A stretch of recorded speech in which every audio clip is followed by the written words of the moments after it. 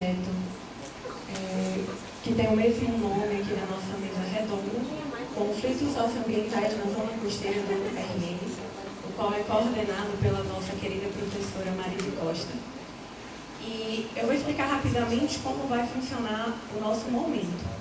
Primeiramente, eu gostaria de chamar para compor a mesa a professora Marise Costa, que vai coordenar esse nosso momento.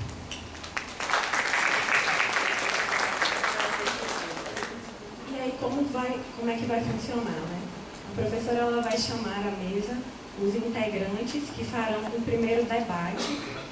Então, eles vão ter um tempo de até 15 minutos para falar um pouco sobre a nossa temática. E aí, no segundo momento, nós teremos a abertura para as perguntas.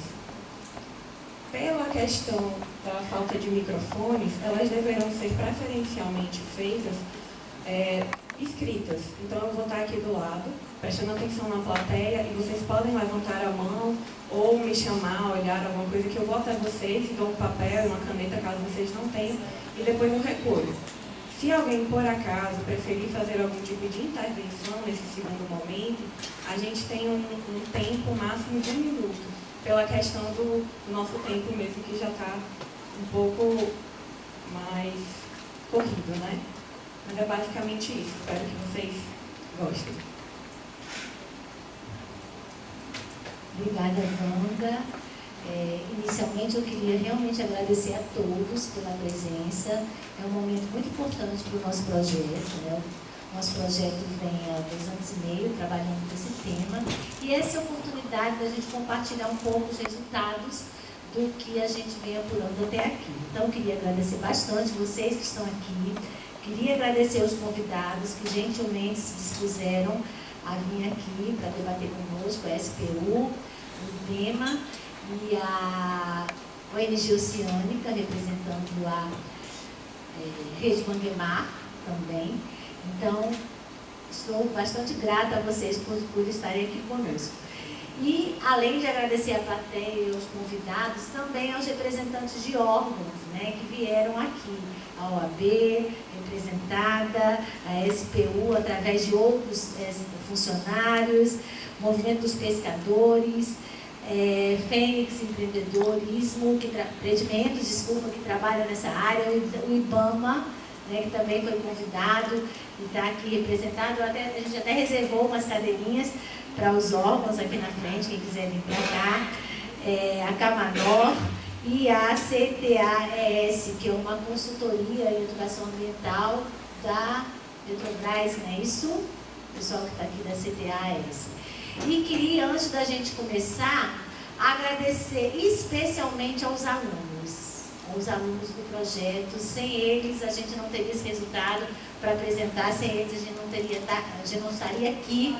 E aí eu agradeço de coração aos alunos do projeto Clécio, Luana, Anne, Wanda, Felipe, João, Tairone e Antônio, que estão aqui nos ajudando a fazer esse momento.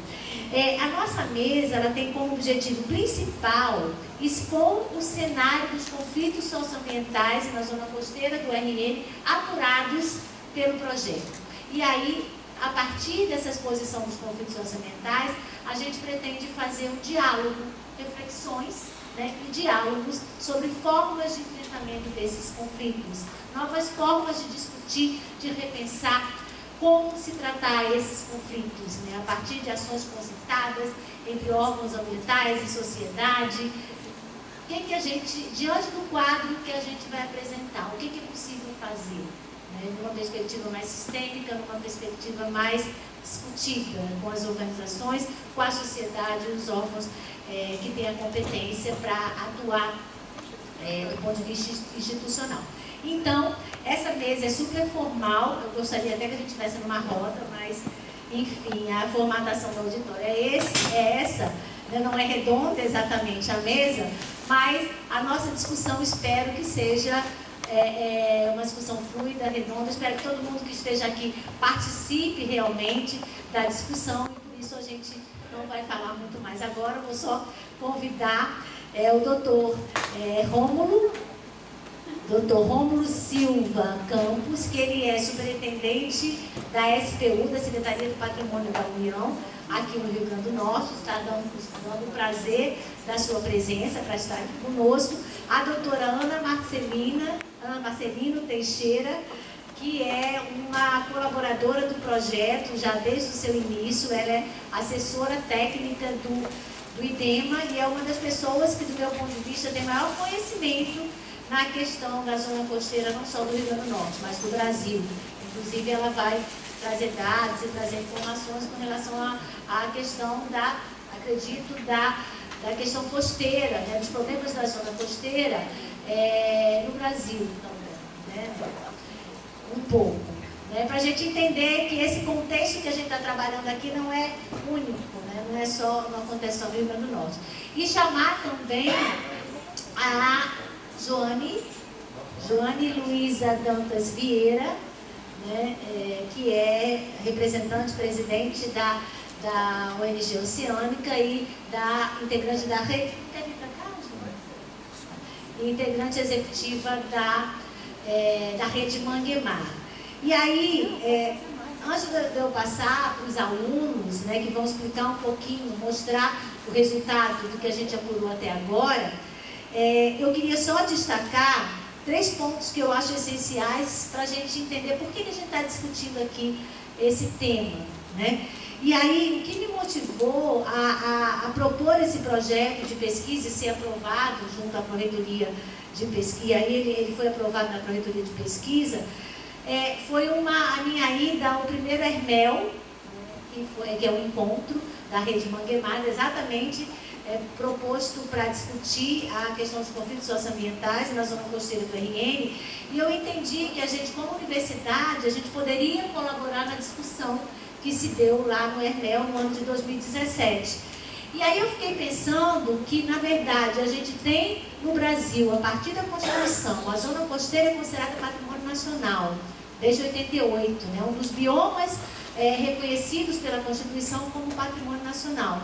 Mas, ao mesmo tempo que ele é reconhecido com essa importância na sua proteção, esse bioma ele está sujeito a uma série de problemas com relação ao seu uso sustentável. Porque a gente tem um bioma frágil, o bioma costeiro é um bioma frágil, bastante frágil do ponto de vista ambiental. É um bioma onde a gente tem atividades sociais importantes sendo realizadas, atividades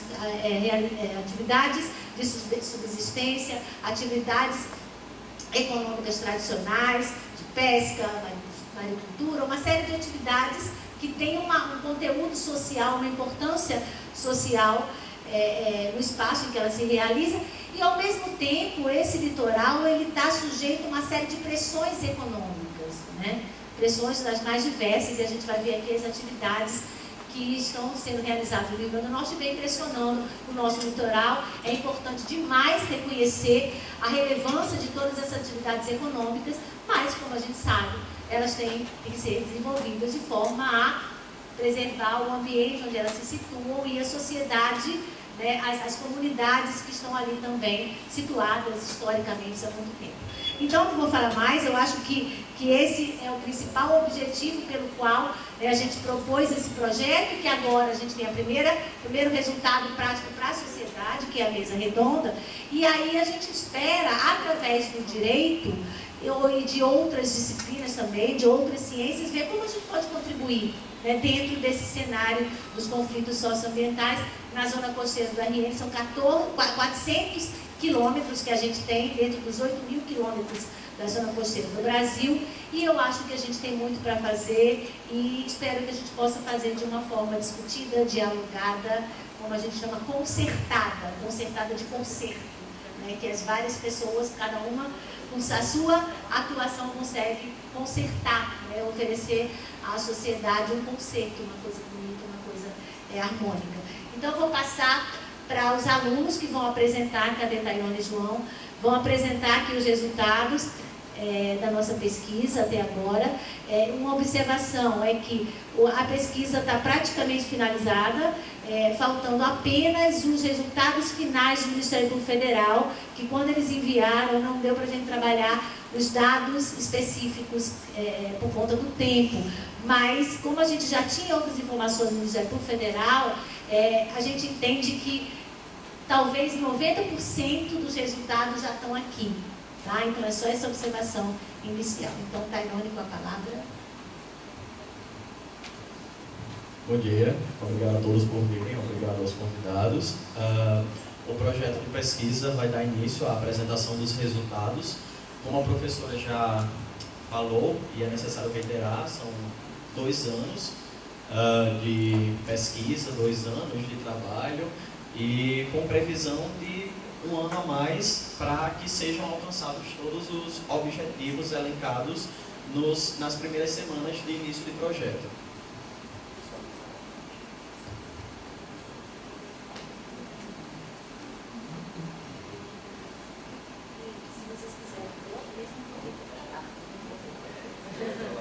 Eu acho que é melhor a gente ir para lá e depois voltar.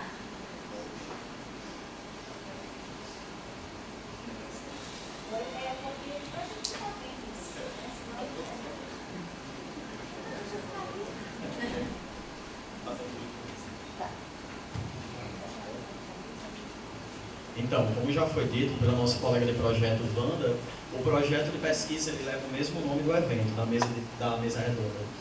Conflitos socioambientais na zona costeira do Rio Grande do Norte.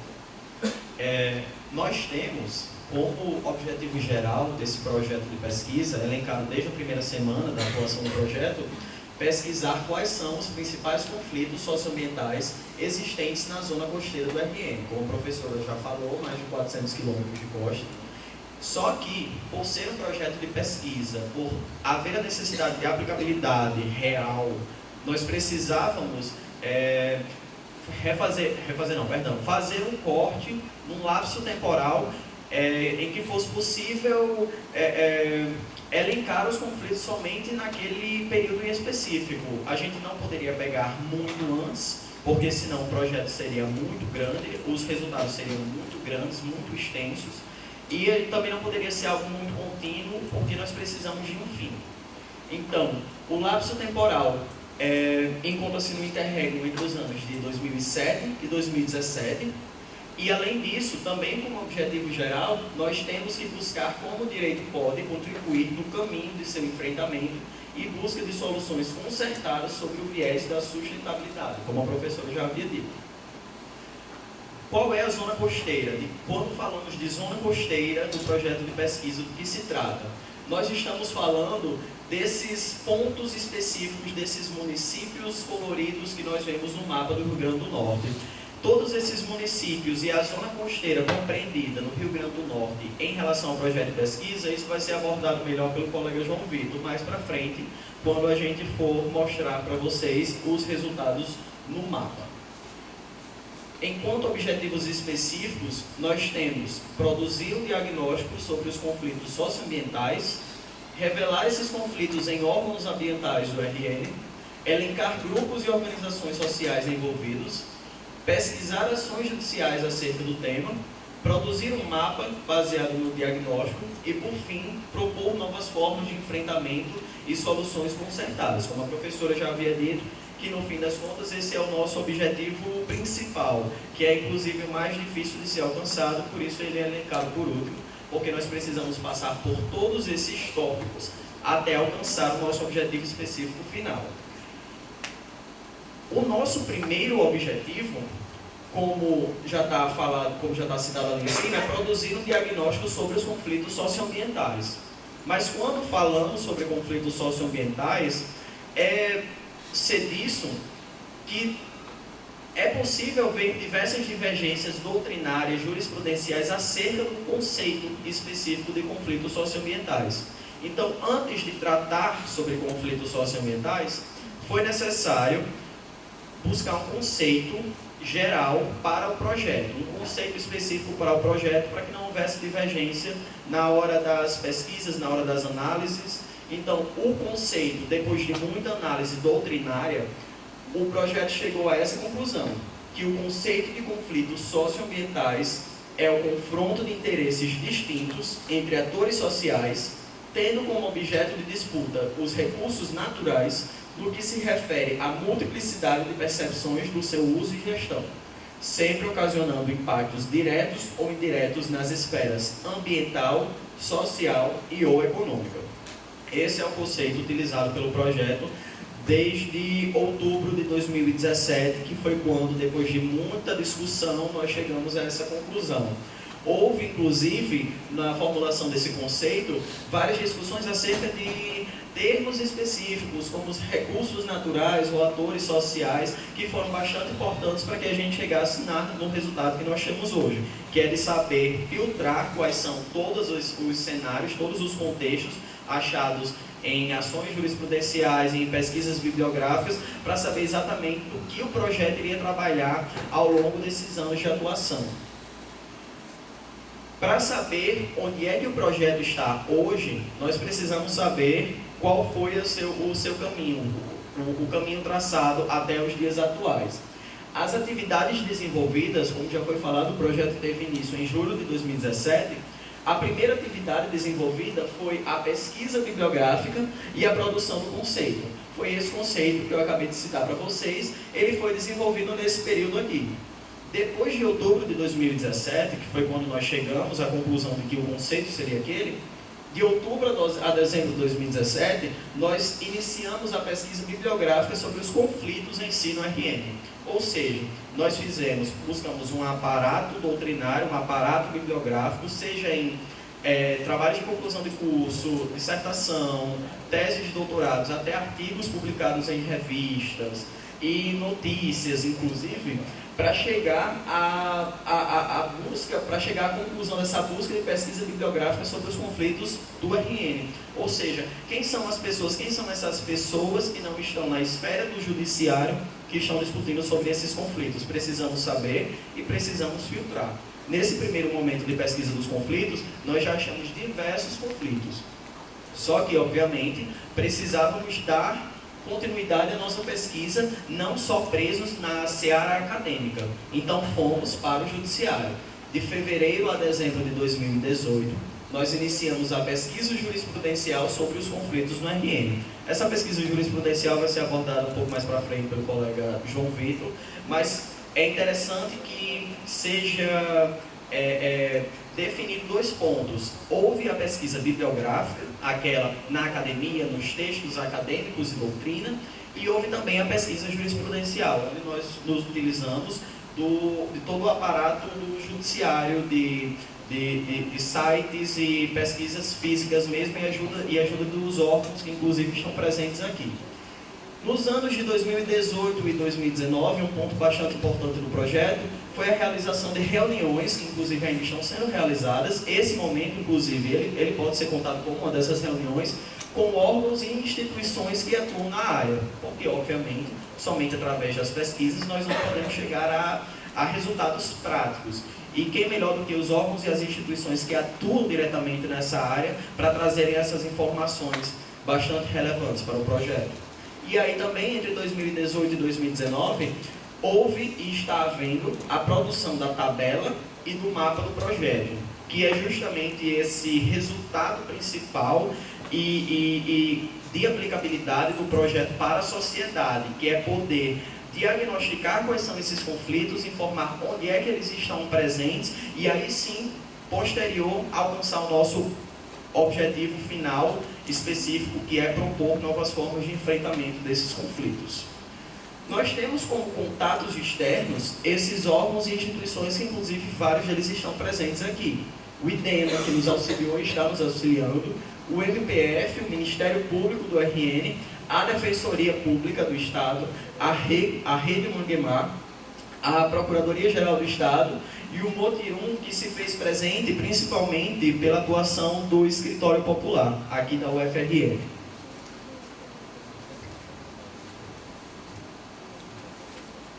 Bom dia a todos. A gente vai mostrar um pouco algumas imagens justamente desses contatos externos, né? Esses contatos externos, eles abrangem tanto contatos dentro da UFRN, mas que foram externos ao projeto, quanto contatos que estão até mesmo externos à UFRN, né? Então, assim, dentro da UFRN nós fizemos reuniões com o IDEMA, com a Ana Marcelino, nós fizemos uma oficina com o Escritório Popular, justamente sobre esses conflitos socioambientais, sobre a questão judicial, a questão jurídica. Então, assim, nessa imagem aqui nós temos a reunião com o Escritório Popular, aqui também. Nós tivemos outra oficina que foi feita em parceria com a Rede Manguemar, especificamente com a ONG Oceânica, em que nós trabalhamos também os conflitos, trabalhamos as ações, e foi bem legal, assim, dividimos em grupos, e aqui são algumas imagens dessa oficina. A apresentação de Joana também. Nós fomos também na sede da rede da ONG Oceânica, fizemos umas reuniões também com a rede, com a ONG, para debatermos justamente essa questão dos conflitos. Porque assim, nós, como o Tairone já falou, nós começamos fazendo uma pesquisa bibliográfica. Sendo que a pesquisa bibliográfica, ela não tem tudo, obviamente, né? Você tem que abranger a prática desses órgãos, dessas instituições. Então, assim, nós pesquisamos, nós fomos atrás de jurisprudências, mas nós fomos atrás dos órgãos. Então, nós fizemos reuniões lá no IDEMA, nós fizemos reuniões aqui na universidade, trazendo a Ana Marcelino com a procuradora do Estado, a doutora Marjorie Madruga. Nós também nos inserimos também na rede Manguemar, então nós participamos de algumas reuniões da rede, lá na IFRN, lá em Pipa também nós somos. Então, assim, para justamente tentar debater melhor esse tema. Nós também fizemos um contato dentro da UFRN, no workshop que a rede promoveu lá no CB, em que nós tivemos um contato com outros projetos de pesquisa, outros projetos de extensão, que debatem a questão da zona costeira do RN. Essa aqui foi uma reunião que nós tivemos com a Ana Marcelino, aqui na UFRN. Aqui também é uma foto da oficina que fizemos. E é importante agora falar um pouco do cenário atual do projeto, né? Como o Tairone já citou, a gente está na parte de produção do mapa. Eu vou mostrar aqui um mapa que nós fizemos prévio, para tentar traduzir a tabela no mapa, porque a tabela é muito extensa. Nós que nos reunimos com a Oceano e com o IDEMA, a gente debateu essa tabela demais, demorou muito, porque é muito grande a tabela. Então, assim, a gente tentou enxugar por meio de um mapa.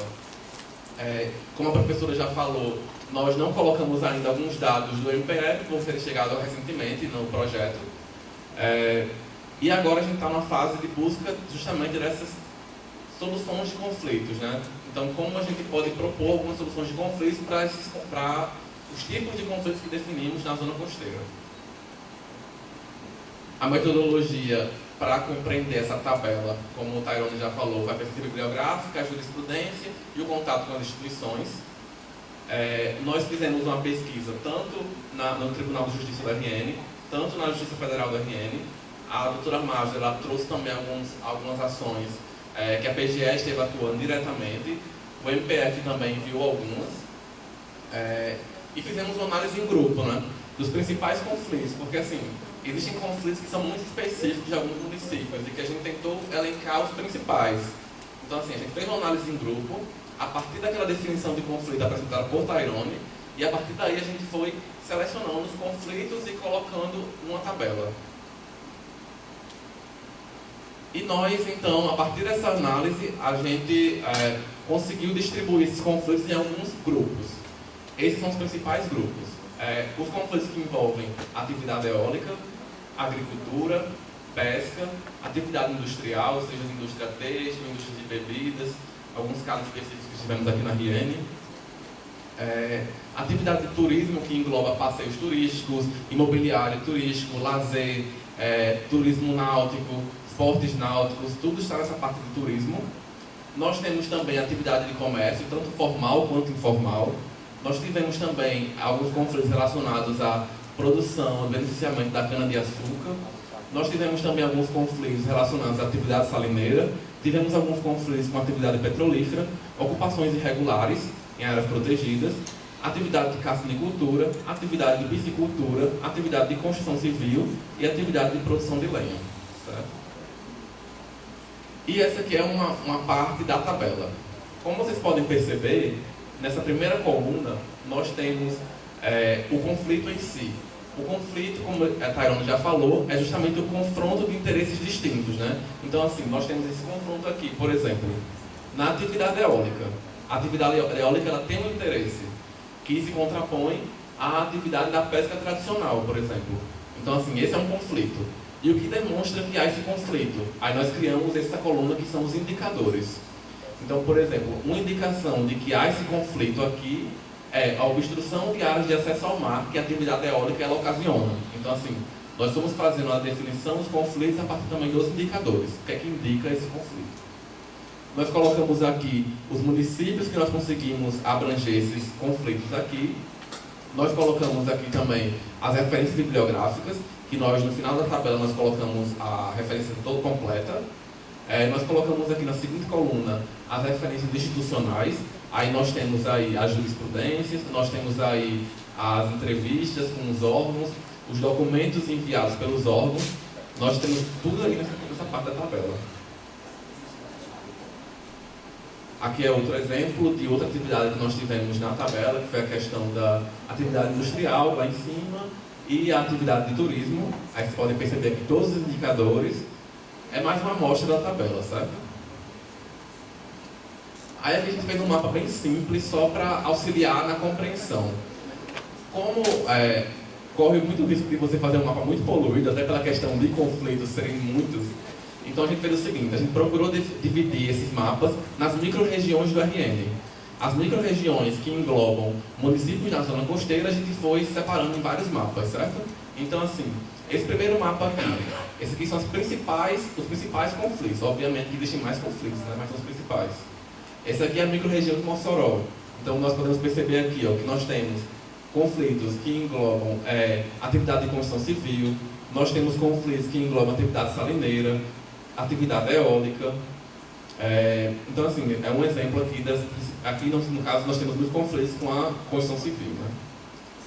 Nós temos esse outra micro-região, que é a micro-região do Vale do Açu, que nós conseguimos, pelos debates e pelas bibliografias, mais conflitos relacionados à questão da atividade petrolífera, por exemplo, em Porto do Mangue. Nós temos aqui, na micro-região de Macau, nós temos muitos conflitos relacionados à energia eólica. Nós temos muitos conflitos relacionados também à atividade de turismo, seja passeios turísticos, seja circulação de veículos, seja imobiliário turístico. Nós temos conflitos relacionados também à atividade salineira. Nós temos conflitos também relacionados à atividade de pesca. No litoral nordeste, na micro-região do litoral nordeste, nós temos conflitos relacionados também à energia eólica, São Miguel do Gostoso, por exemplo. Nós temos circulação de veículos também, nós temos atividade de turismo, nós temos construção civil, nós temos atividade de agricultura. Então, assim, esses são os exemplos de conflitos que nós temos no litoral nordeste da zona costeira. Na micro-região de Macaíba, nós temos aqui Nísia Floresta com muitos conflitos relacionados principalmente à questão do turismo, seja passeios turísticos, mobiliário turístico. Nós temos também conflitos com a circulação de veículos, nós temos conflitos também relacionados à atividade industrial, seja têxtil, de bebidas. Nós temos conflitos também relacionados à atividade de piscicultura. Então, são alguns conflitos que nós identificamos aqui na micro-região de Macaíba. Na micro-região de Natal, que compreende os municípios de Parnamirim, Extremóis e Natal, nós temos conflitos em Parnamirim, por exemplo, de atividade turística, nós temos conflitos de atividade de construção civil, nós temos conflitos de carcinicultura, nós temos conflitos também de ocupações irregulares, nós temos conflitos de circulação de veículos. No litoral sul nós temos principalmente conflitos relacionados à atividade de carcinicultura, nós temos conflitos relacionados à atividade de construção civil. Como vocês podem perceber, a atividade de construção civil é uma atividade que vai em todo o litoral trazendo vários conflitos socioambientais.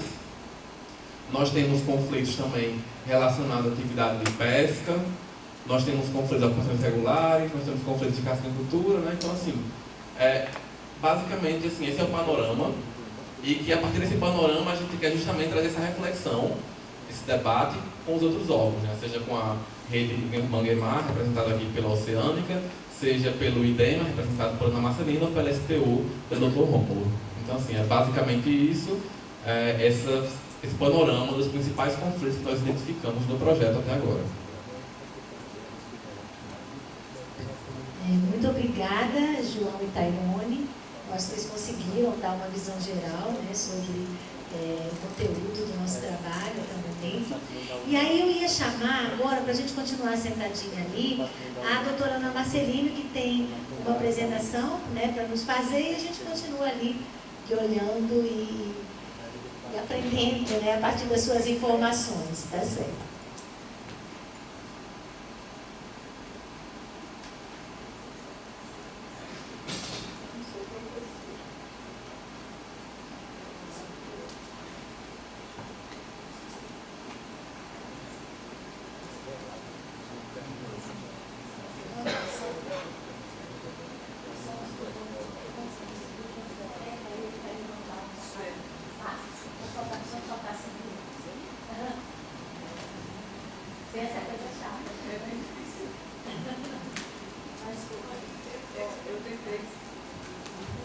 Eu tentei resumir o máximo e trazer alguma coisa que fosse a mais do que vocês vêm fazendo, né, na pesquisa.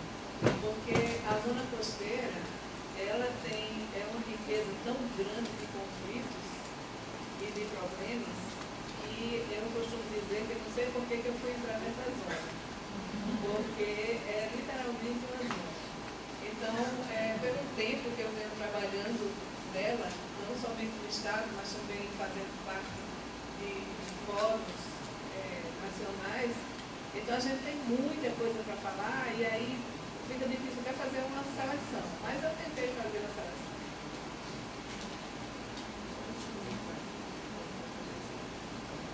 Lindo, viu? Gostei desse cartaz. Bom, a gestão costeira no Brasil, eu vou falar muito rapidamente sobre isso, porque eu resolvi não dar todo aquele detalhamento de quando começou, de que é, assim, de uma forma mais geral. Então, a gestão costeira no Brasil se dá da seguinte forma: ela tem supervisão e apoio da Comissão Interministerial para Recursos do Mar, que o GIGER, que é o Grupo de Integração Nacional do Gerenciamento Costeiro, é quem define as políticas, as ações nacionais que terminam rebatendo aqui na nossa praia, né? É o GIGER. E o G17, na revisão do primeiro Plano Nacional de Gerenciamento Costeiro, os estados reclamaram muito e foi criado esse subgrupo G17, criado, mas não tão oficialmente. Nós estamos de novo na luta agora para que saia uma resolução específica da CIRM, criando esse grupo para atuar oficialmente. A gente atua muito intensamente, mas nós não temos uma resolução específica da CIRM dizendo que esse grupo existe formalmente, certo? Então, o G17 são os 17 estados costeiros que são representados regionalmente, depois eu vou mostrar, lá dentro do GIGER. A coordenação e articulação é feita pelo Ministério do Meio Ambiente e a coordenação do GIGER é feita pelo Ministério do Meio Ambiente e o Ministério da Marinha através do secretário da CIRM, do CECIRM. E a execução de tudo isso é feita pela União, Estados e Municípios. Claro que a União faz muito pouco. Quem faz mesmo, quem aplica mesmo são os estados e municípios.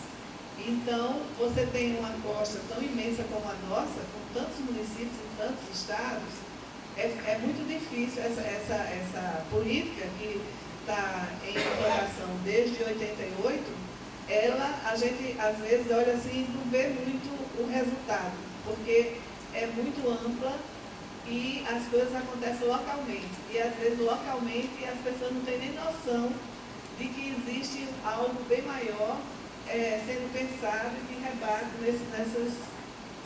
lá no local. Então aí,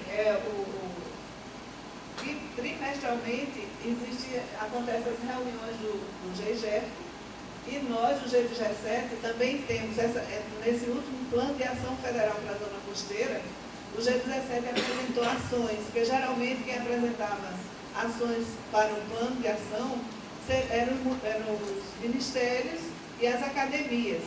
E os estados eram só para executar. E nesse último a gente disse, não, a gente também quer definir ação, porque a gente vai estar só executando o que é decidido pelos demais. Então, neste PAF, que já está sendo o quarto PAF, nós apresentamos, acho que umas 7 ações de responsabilidade do G17. E a cada trimestre a gente se reúne para avaliar a quanto anda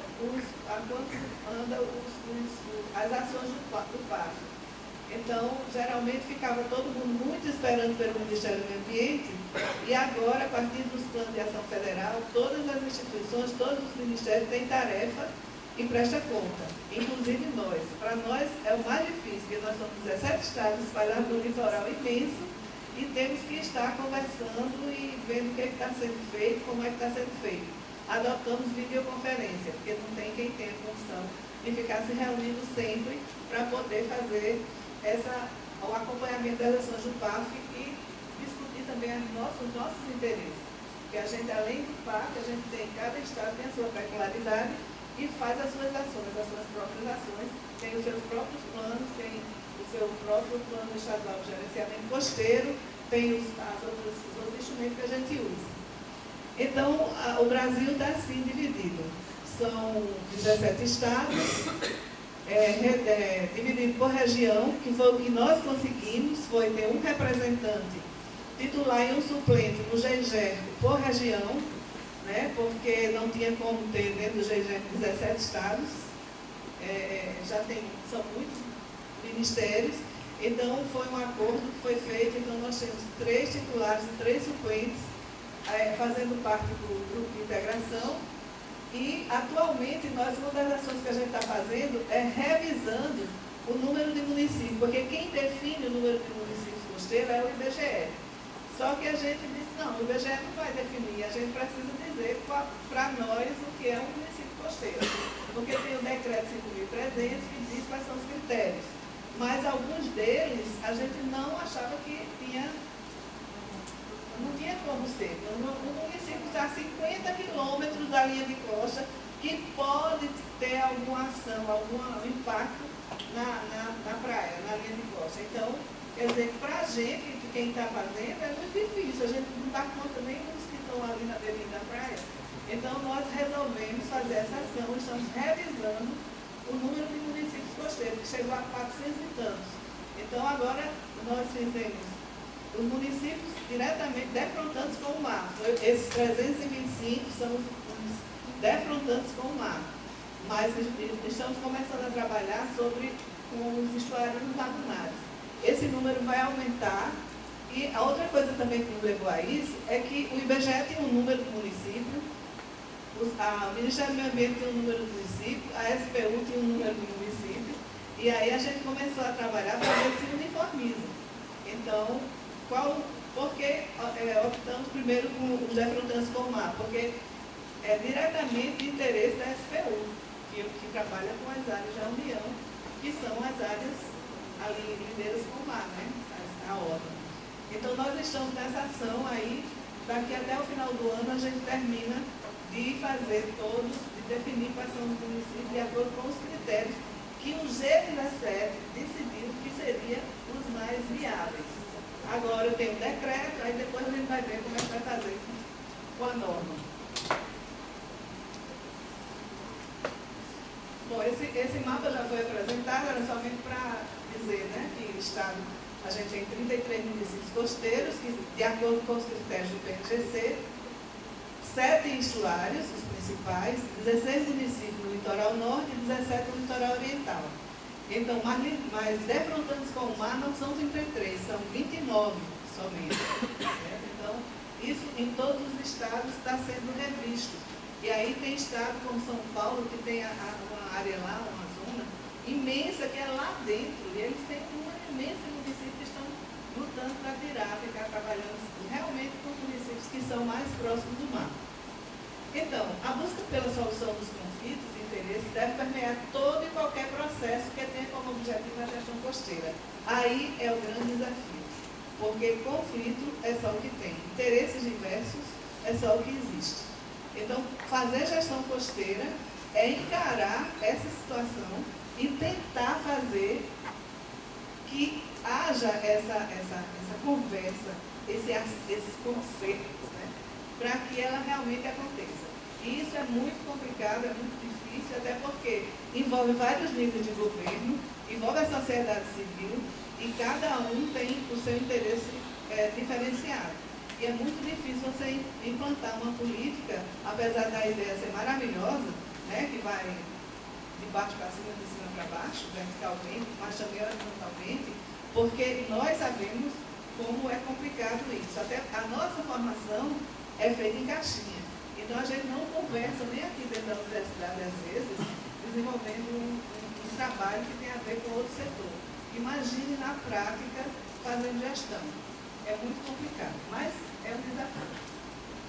Aí eu trouxe essa fala de uma senhora que eu entrevistei em 99, quando eu estava fazendo minha dissertação de mestrado, que eu estudei turismo. O turismo e a modificação do espaço da paisagem litorânea potiguar. E eu entrevistei essa senhora lá em Pipa. Como eu estava trabalhando no turismo, eu queria também saber como as pessoas viam o boom do turismo e Fical do Sul foi o município que eu estudei. Então, ela falou para mim isso aí, que é muito bom o turismo, mas acabou o sossego. É bom para os jovens, é bom para as pessoas que ganham dinheiro com isso, mas para ela e para o pessoal mais velho, era um horror, porque eles não tinham mais segurança, não conseguiam ficar na sua redinha, dormir lá fora, né? E além do mais, não está aí, mas ela também falou que os jovens passaram a ter outro comportamento, serem agressivos, não respeitar mais os pais, porque eles estavam interagindo com pessoas de fora que têm outros costumes. Então, isso é um impacto também que acontece com essa chegada de culturas diferentes nos lugares onde geralmente tinha uma comunidade de pescador, né, que tinha um costume, uma coisa assim, muito menor. E de repente a gente, nesse mundo globalizado, esses lugares pequenos passaram a ter uma relação direta com o mundo, como dizia Milton Santos. Então não tem mais intermediário não, é a empresa mundial que chega naquele lugar e já chega, já investe, já constrói, já chama um povo para ficar junto. Então são muitos problemas que a atividade turística traz muita coisa boa, mas também traz muito problema. O pior é que não tem um planejamento adequado para que essas coisas aconteçam de forma mais equilibrada. A casinha dela ainda está lá, no meio das lojas. Se naquela época ela já achava ruim, imagina agora. Ela está resistindo, a casinha, toda vida que eu vou lá em Pipa, eu fico olhando. No meio das lojas, dos bares, não sei o que, ela continua lá. Mas deve estar achando terrível. Bom, a gente conversou muito sobre conflito, mas eu coloquei aqui mais algumas coisas que eu acho que vocês já colocaram, mas eu achei bem interessante que a gente pudesse trazer também essas outras questões. Por exemplo, a perda de espaço para pretexto de pesca. Isso é uma coisa grave. Eu acho que vocês colocaram isso, né? Então, a cada dia tem menos espaço para os pescadores estenderem suas redes, né? Usar o seu espaço como eles faziam antes. Perda de espaço para a circulação de barco e de pesca no mar. Hoje você tem o Unisurf, né? Lá em São Miguel do Gostoso, por exemplo, que tenta se disciplinar, mas quem viaja com o vento não consegue muito controlar. Já tem acontecido acidente entre barco de pesca dourado e o pessoal que faz o Unisurf. Tem a questão da exploração da Petrobras, lá no litoral norte. Então, os pescadores que tinham um hábito, agora eles não podem fazer a circulação da mesma forma como eles faziam, porque tem as plataformas. E tem um raio de segurança que eles não podem passar dentro. Mas como eles andam com o vento, então fica muito difícil fazer esse controle. A escassez de áreas para moradia. Então, cada vez mais o litoral está sendo ocupado e as pessoas vão sendo expulsas, né, do seu lugar para ceder espaço para empreendimentos. E para quem pode, né, segunda residência, essas coisas assim. A degradação e homogeneização da paisagem. Então, ao mesmo tempo que essa ocupação gera degradação, também homogeneiza a paisagem. Porque daqui a pouco a gente basta você andar, seja porque alguém fez um enrocamento do tamanho de quilômetros e ficou tudo igual, seja porque chegou um grande resort e também a paisagem ficou mais ou menos igual, quanto pelas ações mesmo naturais que acontecem nesses lugares. Né? Então, naturais e também provocadas pelo homem. A erosão da linha de costa e perda de área de praia para o lazer. Então, isso é muito comum também. E aí a gente chega aqui em Natal, né? Então, toda a ocupação que aconteceu em Ponta Negra, hoje a gente não tem mais praia. Só se anda na areia quando a maré está seca. Então, não existe praia. É necessário fazer um engordamento, uma terra hidráulica. E aí o litoral todo passa por esse problema. E quem é que vai estar podendo fazer a terra hidráulica para retomar a praia, que é a área de lazer, a área de pesca, é a área interessante, de importância para a população. E tem uma outra coisa também que sempre me incomodou, que a gente do gerenciamento costeiro sempre pensou, erosão, ocupação, veja que foi, né? E esquecia da parte biológica. Gente, a zona costeira, a praia, tem uma importância biológica imensa. E a gente ficava esquecido. Então, aqui no Rio Grande do Norte, por uma relação que a gente começou a ter com o pessoal do TAMAR, do ICMBio, da UER, da UFRN, começamos a alertar para isso. É tanto que neste PAF, nesse Plano de Ação Federal, uma das ações trata da questão da circulação de veículos nas praias, visando a questão da proteção das tartarugas. Já? Bom, então eu vou correr aqui. Bom, aí a apropriação de grandes espaços, né, que a gente tem isso muito no litoral, seja para cacicultura, seja para eólica, seja para turismo. E tudo isso impactando sobre a biodiversidade também. Perda de espaço de praia, depois, olha só, esse cacimbão é lá em Grossos. Ele estava no fundo do quintal de uma casa que estava entre ele e aquela duna frontal. Então, a erosão levou tudo e ele ficou exposto. Ele não está mais lá não, mas já botou abaixo. Certo? Mas para ver essa questão da dinâmica como é forte. Bom, então, como a orla é uma área... Eu posso estender um pouquinho?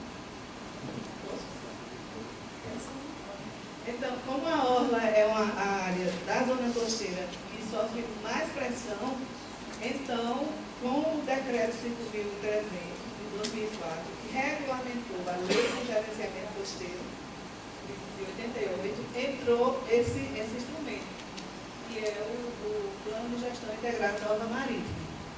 Então, esses planos de gestão, hoje, é o elemento que catalisa e ordena as políticas, programas destinados à área definida para a sua abrangência, que é a orla marítima. E esse instrumento ele foi pensado muito junto com a SPU, porque exatamente a orla inclui a área da União. Então, mais fácil, a gente achou que seria mais fácil de desenvolver ações, porque seriam integradas com outros órgãos, com outras políticas também. Hoje está meio complicado, mas a ideia foi essa. E aí foi produzido todos esses manuais que orientam, né, toda a metodologia.